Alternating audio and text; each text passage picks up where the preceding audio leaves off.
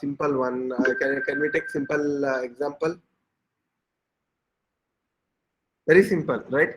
Let us go and see. Whenever see when we are driving two wheeler, right? When we will apply the brake.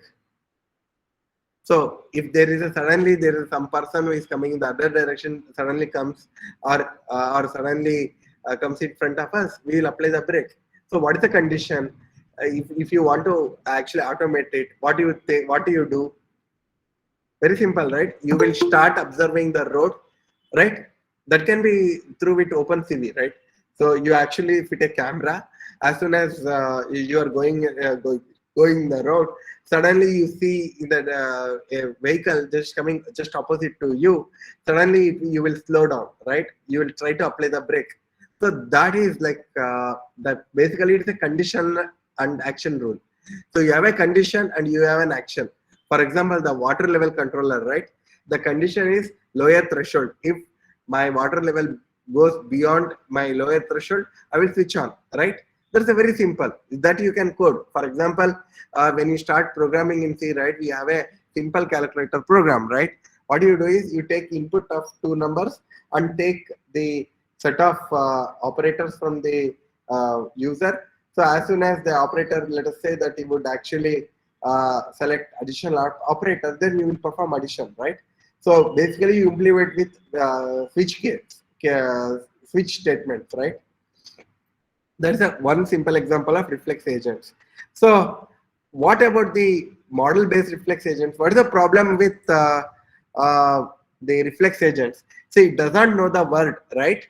So if you go here, right, it is very simple. If you see this figure, right, it does not know. Its goal is only to pluck this fruit, right? But it does not know that there is there is a tunnel tunnel near the tree, and if it tries to do that, then it will slip out, right? So what is lacking with this simplex reflex agent is that it doesn't know how the world looks like, right? If you actually ask the children to cross the road, we will be very terrified because they cannot take a decision like how the traffic would come and all those things, right? So the same thing happens here. So the next extension would be, okay, let us somehow bring that knowledge of the world looks like and now incorporate it and then choose an action, right?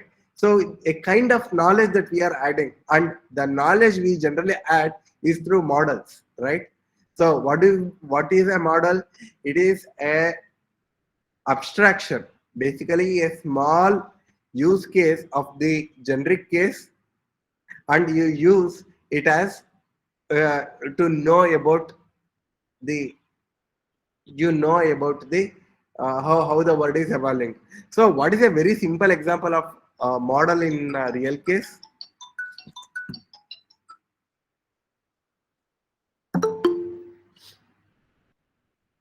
Let us try to understand a simple model based reflex agent example of model in real case.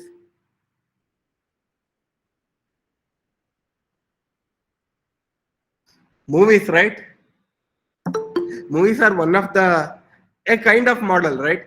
The how the world evolves and all those things, it would actually show you through the screen, and there's a one kind of model, right? Because people from different background would work together. They have different perception, their exposure, and they actually. So it is earlier. It was why I took movies. Earlier it was the novels and then the literature. Literature would be the best one, but nowadays this is a generation of OTTs. So I just modified it. So people would get knowledge by reading literature. Okay, slowly we moved from literature, and then now we have a popular media like OTT. So that is a kind of model that we are talking about.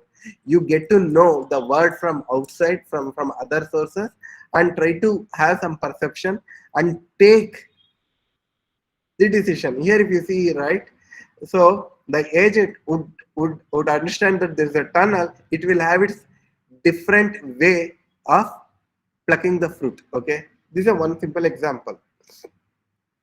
Let us try to understand problem solving agents. So what is search? It is nothing but looking for a sequence of action that will ultimately reach the goal is called a search. And what does a search pro algorithm will take? An input, right, and returns a solution. So, and then finally we have an execution phase. So any uh, problem solving agents would actually formulate the problem, search and execute. So let us take a very simple example of traveling within Romania. You have set of places and you have a distances. So the goal is, how do we actually move from one city to another with a shortest possible time. So that is the goal. We'll see how we achieve with AI based solutions. What is the state space here? Before we go further with respect to the searching, right, let us try to understand the basic terminologies. Okay, so what is the state space here? The state space are nothing but cities, and successor function, so which is nothing but the road. Thus, what do you mean by successor function? The successor, the word tells that the next one, right? So when we talk about the successor function, it tells that okay, it is the roads that we use for as a function, and the start state is my, let us say that we choose a city called Arad, and the last the goal, our goal end goal is Bucharest, right? So the whole idea is how optimally I would go from Arad to Bucharest. So let us try to understand. That's the goal of this session. How do we come up with a solution? Let us try to understand. See, what is, before we go further, right? Let us try to understand the state space graph. See, why we want to have the graph. So anything we have, right? We want to understand. We want to represent it mathematically. So you take the set of nodes, and then like here you see, right? So you take set of nodes, you keep that as a any city, every cities you take, consider it as a nodes, and the, if there is a link between, if there is a straight road, if there is a road between two cities, then you will have an arc.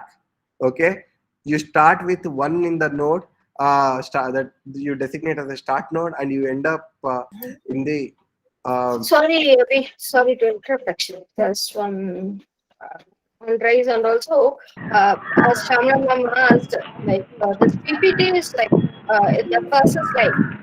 So are you presenting with PPT, or can you mute yourself, Mama?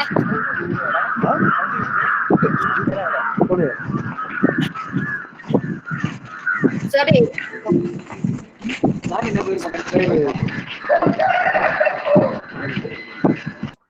Abinandhan, sorry. Professor. Sorry, Professor. Actually, so this the PPT will be after a few minutes. You'll be running the PPT, or how it's going to be? Oh no, It's in first slide. no, no, I'm actually running it. Oh no, we cannot see it. Like it was in the first slide actually.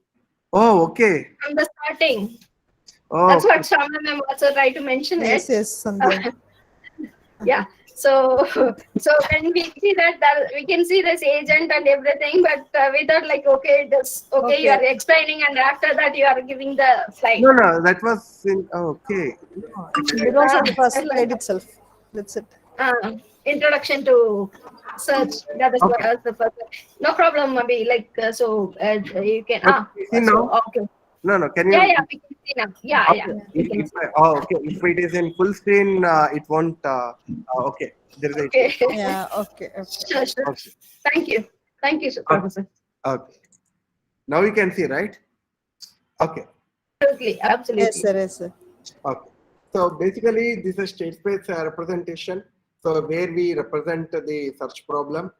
So here, if you see, right, this node would represent the cities, and any arc, right, that would represent if two nodes are, if two cities are connected by road, it would be represented as a arc between these two nodes.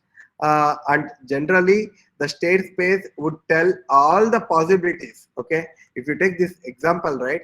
Let us say that it is an Arad, right? So we can actually have three ways to start with to reach Bucharest. One is either you take the path to Zerend, other one would be to take path through Sibiu, uh, and then the other one with Timisora, right?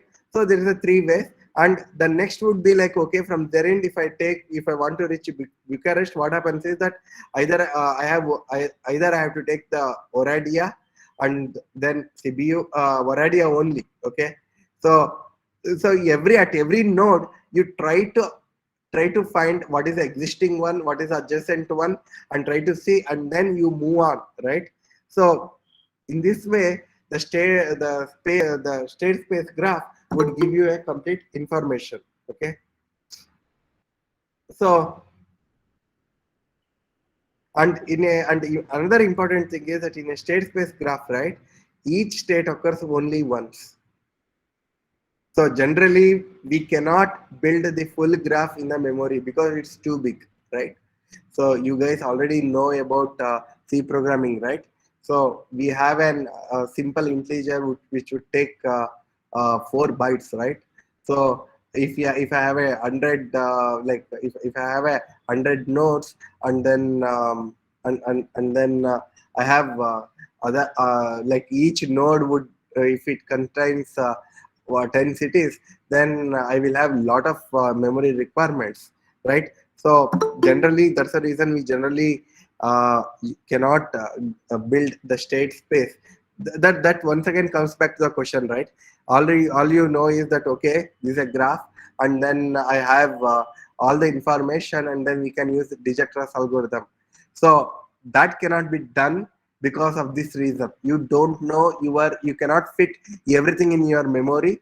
So the classic Digitrust algorithm in this case is ruled out. Okay, but we generally use this the whole A star is also based on Digitrust. Okay, so let us try to understand other thing. See, uh, if you take the search tree, right? So if I reduce, so let us take a part of that state space, right? The node 1 and the node 2, node 3. This node n, this one is a future of this node, and similarly this node is also a future of this node. Okay, so basically a search tree would tell us what if the tree of plan and what is their outcome, right? You toss a coin, right? Either you get head or tail, right? That's my nodes, possible futures. The start state is always the root node, and the children are nothing but the successors, and the nodes would show not only the states but also the plans to achieve those states. Okay, so this is how the state space graph look like, and this is a tree that look like. You start with S, you D, E, P are your possible futures, and then if you choose D, right, then you will take D, C, E. The same thing happens, right, when we are driving through a road. When we are at junction, we will generally have two ways, right? Either you take one road and you have another road, right? We keep on taking that road. So finally, we take a road which are well known, right? So that is the idea. So can you tell me very simply what is the, let us say this is a 4-state graph, how big the search tree is? It's very simple. It is infinite. If you see here, right, you can reach from S to A and A to B, right? And from B to you can go back to A. So you can keep on repeating this one. So A and B can be repeated infinitely. So that's the reason the search tree is infinite. So you cannot put the search tree inside inside a memory for this reason. A simple 4-state graph, the search tree for this 4-state graph is too big for a high-end machine also. Okay, so let us come back to this search example, right? We want to start with Arad and then we want to reach Bucharest. How do we do that? So as I told you, right, we represent it as Arad is my root, and then CBU, Zerind, and Timisora are my possible outcomes. So I will represent that as an here, right? The first level children, and then I will go to the CBU, and once again I will see here, right? When I come at CBU, what are the nodes that can reach from CBU? Once again, it is an Arad, other one is Oradia, and then Fagaras, and then Rimnisiu, right? So these four cities I can reach from CBU. So you do it for every node, right? So if I come to Simisora, Arad, and Lugonj, right? So and then you cannot take this Arad because once again you end up at the starting state, right? Then you need to go to the Fagaras. So you keep on going down and down till you reach your destination.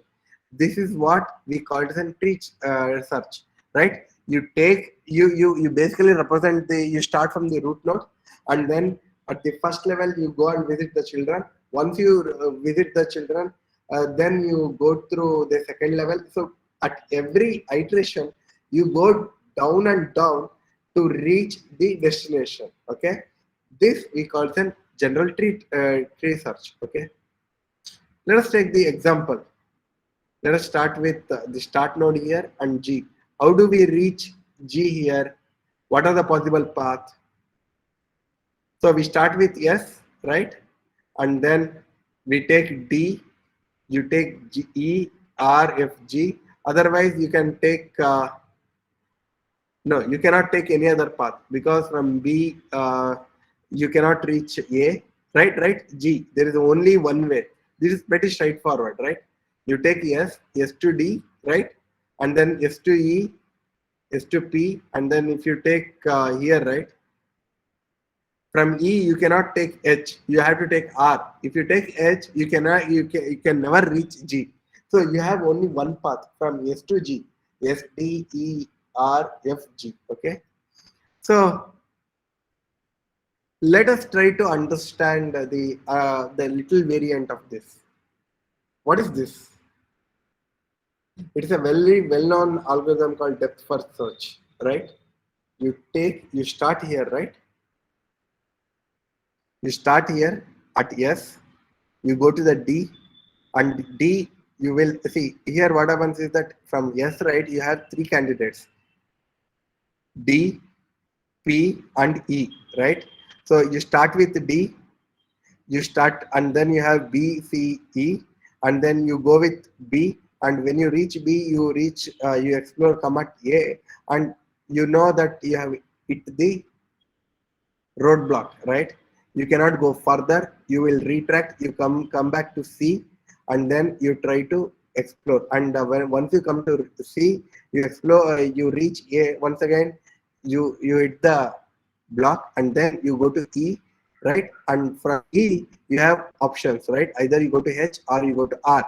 So if you take H, you will go to either P or Q, right? If I go to P, I would reach Q, and if I reach Q, I go nowhere, right? I have to retract. So this is a typically the idea. So you at every point of right, you go and expand the deepest node first, and this one you can use stack. This is a one variation of such algorithm. What is the other one? So it's a breadth first search. Either you go deeper or you go broader, right? So first you explore with the neighbors first, and then you are done with everyone. See, this is a very simple, right? When we let us say when we want opinion on something, what we generally do is we generally don't go and explore ourselves, right? Most of the time, what we do is first we talk with our friends, family, and get their opinion, and based on that we go deeper, right? Whether it will work or not. The same thing. See, any search, right? When you want to do, either you go deeper or you go broader, right? And then you first take broader and then go deeper. Here in the earlier the depth first search, you go deeper. That's it. So how does the depth first search look like? The same example. S to G. So what you do is you have three options once again, D, B, P, D, E, P. So what you take is that you explore the D, okay, E and H, P, and then once you come back, right, then you go to the D, and then you explore the first level neighbor children, right, B, C, E, and then from E perspective you go to H and R. For P it is Q, and once you go to Q, right, you will not have any children, so your search will end here. So what happens is that as you go down and down, it's more a level, so you would reach the destination. This is a one. So the next question is, can we do it better? See, these two algorithms, right? One would go deeper, the other one would go broader. Can we do it better? Let us assume that we have somehow we know, right? So if you see here, right, yes, right, S has three candidates, B, D, E. So let us say that we have some information about the these three nodes. What is the what kind of information here we can actually think of? One is like the distance, right? If I take, see, this is what it is, right? If I want to reach a, let us say that I want to drive the other drive to a city which is in the other part of the state, right? So you started at Chennai and you want to reach Kanyakumari, right? You have multiple ways of reaching Kanyakumari, right? But what you do first, you will see what are the intermediate places that you have to go through, and at the same time you make a list or know about the distance, right? So let us say that I will go to the city one. If I take city one, then I would it would I can reach the city one with uh, 30 40 kilometers, the other city with 50, other one with the 60, right? So we will have the distance, right? We let us that generally we know, right? You actually open up a Google and then see what is the distance from one place to another. You will get that information and you use that information, right? So in this case, how are you going to do the cost searching?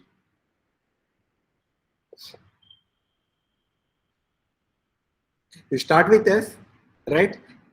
You take three here. Let us start with S. We have two options, three options, sorry, D, E, P. First what we do is we explore P because it's a cheap one, right? It is very short, okay? So we come to P and then we see we can reach Q, but with the distance 15, even if I reach 16, I cannot reach my destiny. So this path SPQ is ruled out, okay? Then I will come here, SD SDE, right? So what I do is I come to I would choose D because S2E is 9, and then I would reach I would take the path S2D and I would explore B, C, and E. So this is what the tree counter look like. Okay, so you start with B, C, E, and then once you are at B, you go and explore A, and once you are at A, you know it's a dead end. So this is how you go and search, and this algorithm we call them uniform cost search. Okay, so we started with DFS, then we came with BFS, which is broaden it, and then in this stage we have added the cost, right? So the next question is, can we uh, can we do better, right? So every solution once we have, right, we want to do it better. So earlier we in DFS and BFS we did not had the luxury of information, right? We would either go deeper and we would actually go broader, and then uniform cost search we had a luxury, right? So now can we do it better?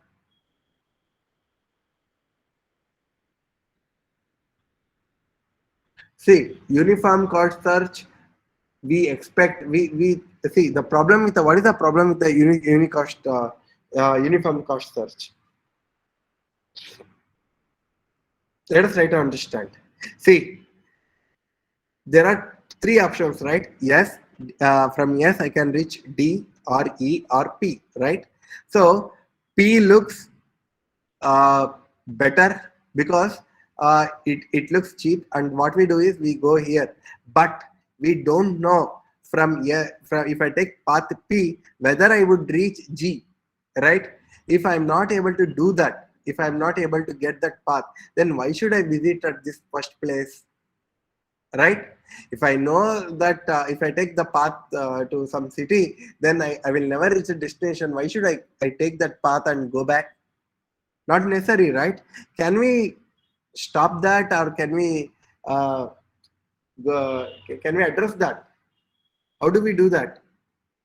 And we do it through mathematically. We use a function called a heuristic function, which would tell us, okay, how close a state is from a goal, right? See, if the set of cities are near or on the way to reach my goal, then I would select those cities. Why should I select the cities which are outside my goal, right? So most of the time it is actually designed for some particular such problem. Let us take the very simple example, right? Let us say that you are here, right? You want to reach this one. So generally what happens is that you have to either go like this path, right? And then you take this contour and then reach here, right? But that's an actual path. Can we actually have an estimate?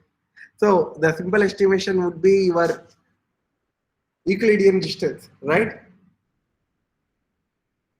X and Y, square root of, you take the square of 10 square plus 5 square, and then you add it, and then you get a, you create a, yeah, sorry, you compute the square root, and this is my expected distance, right? Estimated distance.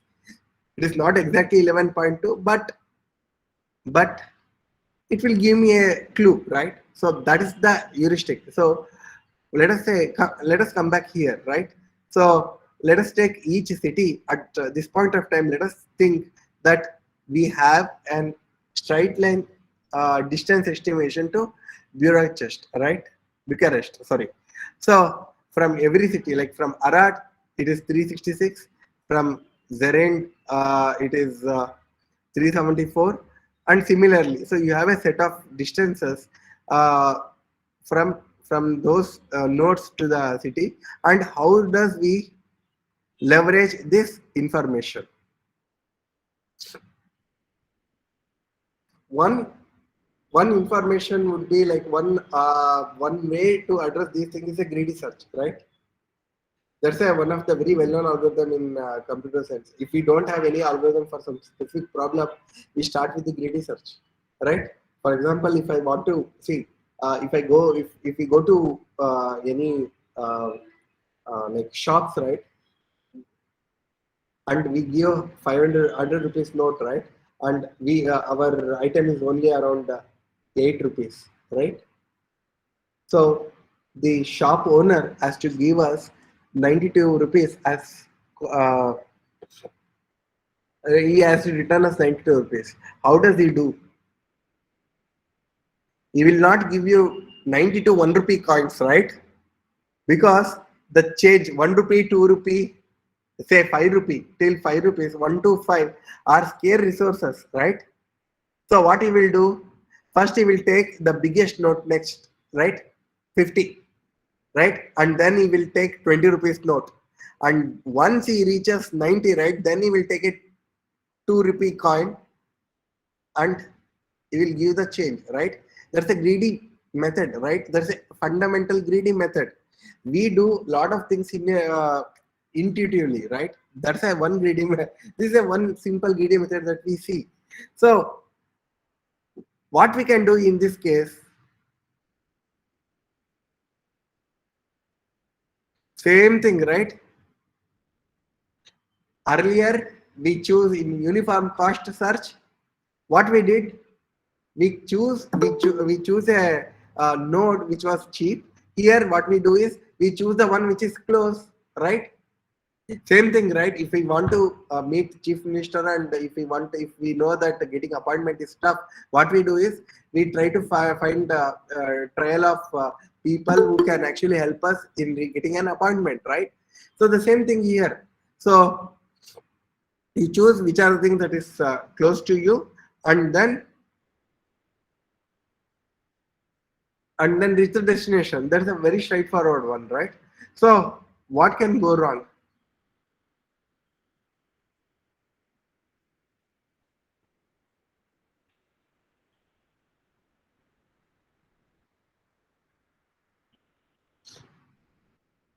What are the things that you can go wrong in this sense?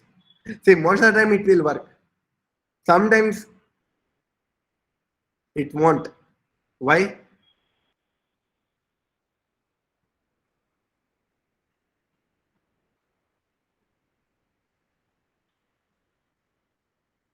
See, if there is any loop, this greedy search would won't work. Okay, I want you guys as a little assignment. I want you guys to trace it back. Okay, so can we do it better? And that answer is A star search.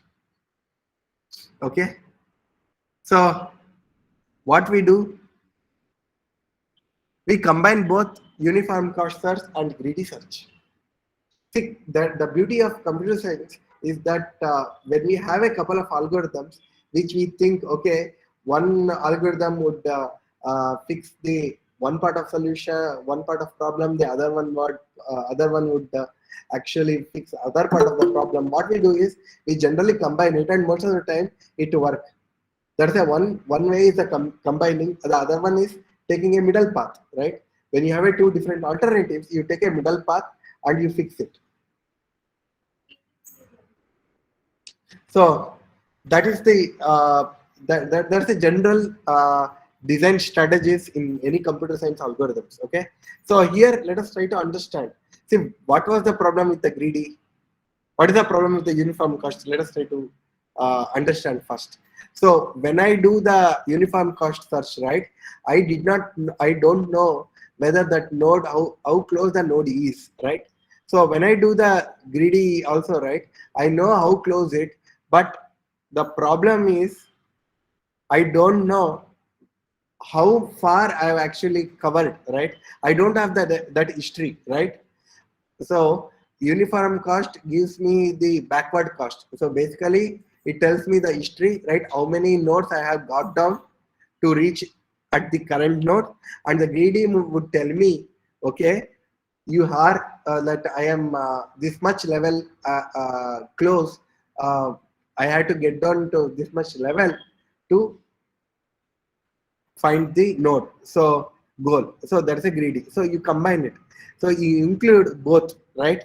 So you include the path cost, which we call it an uniform cost, and then the how close it is, and then you combine it, and this is the idea behind a search, right? You go to a node, right? You compute already you have the information of uniform cost and greedy cost, and you choose the one which is minimum, and then you go down, right? So in this way you will you will reach. For example, if you see here, right, G is 0, H is 6. Here at node A, G is 1 and H is equal to 5. Similarly, if you can reach the G through SAD in this case, or you can reach with SAEDG, okay? And most of the time you reach with SADG, okay? So the next question is, when should A star terminate? When you reach the goal, you will terminate. That's a guarantee that we have. And is A star optimal? Definitely yes. There is a whole theoretical argument about the optimality of A star. Okay, I want you guys to read it for just for understanding how they come up with those arguments. So generally there will be one case where A star will not be optimal. When you are when you are predicting when your prediction has lot of errors, for example, you are too optimistic, then the A star will not be optimal, right? Whatever the predicted and whatever the reality, if both are, the difference is huge, then definitely A star is not optimal, right? If it is a less errors, then it's a straight, then it is fine. Otherwise, it is not optimal. Okay, that's the only one pitfall. The Then the idea is okay. We call it as okay. How do I find that better heuristics that we call as an admissible, right? So which is neither pessimistic nor optimistic. So how do I do that? So if you are pessimistic, right, the it will break the optimality by trapping the good plans, right? So if it optimistic, you will never converge. So you should use the right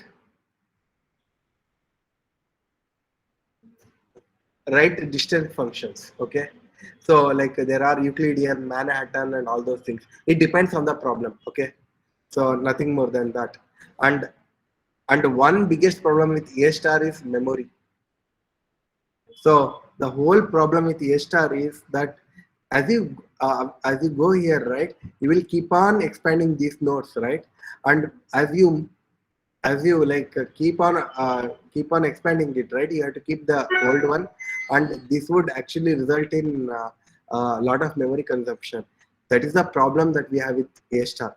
Okay, so where we find A star is well known in video gaming and routing problem, resource planning, and robot motion planning. And A star is the fundamental search algorithm in AI. So informed search starts with A star, and then in a very simple terms, A star uses backward cost and the forward cost. Okay, and the whole key part is heuristic design. So any questions? If it's not, then I'm open for the questions now.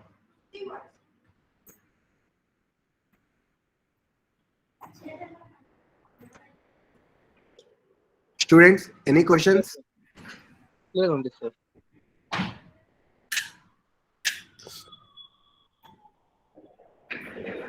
Shamla ma'am, I'm actually done.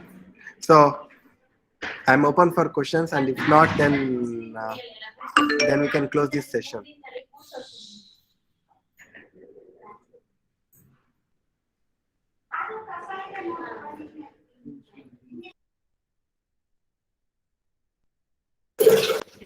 Thank you, Abhinandan, Professor. So, Shamla ma'am.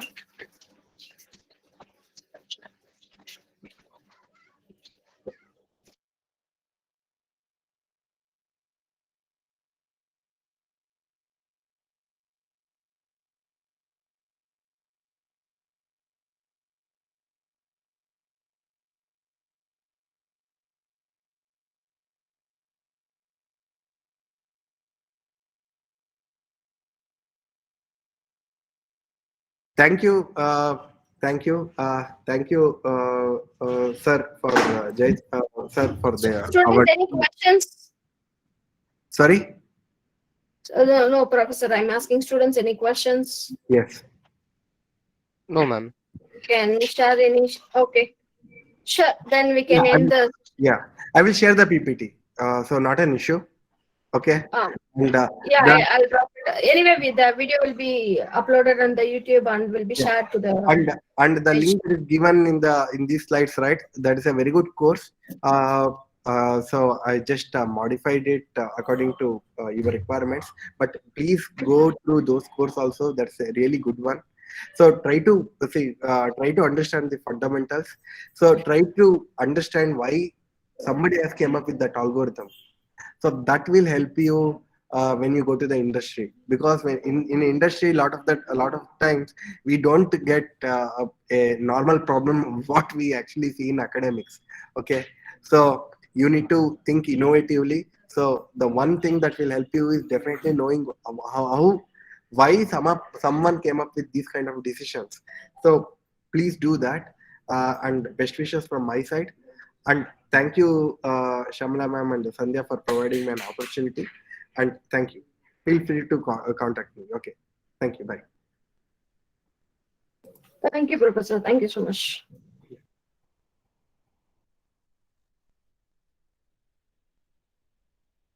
Jayachandran sir or Shamla ma'am, we are ending the session.